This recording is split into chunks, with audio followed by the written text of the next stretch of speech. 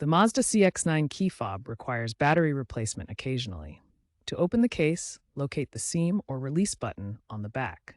The key fob has buttons for locking, unlocking, and other functions. Location varies by year. 2016 Plus models have a sliding mechanism.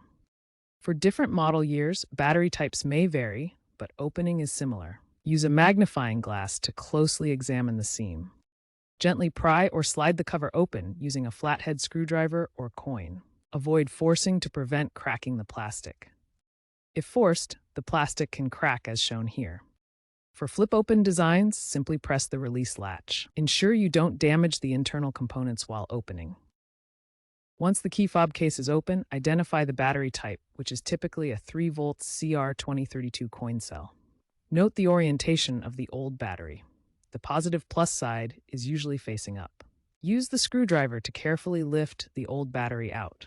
Then insert the new CR2032 battery with the positive side facing up, ensuring it's seated firmly. Snap the cover back on, making sure it's securely closed to prevent water from entering. Finally, test the fob by pressing the buttons. If it doesn't work, the vehicle may need to be reprogrammed. Turn ignition to on, press lock and unlock buttons simultaneously for 5 seconds. A CR2032 battery typically costs $15.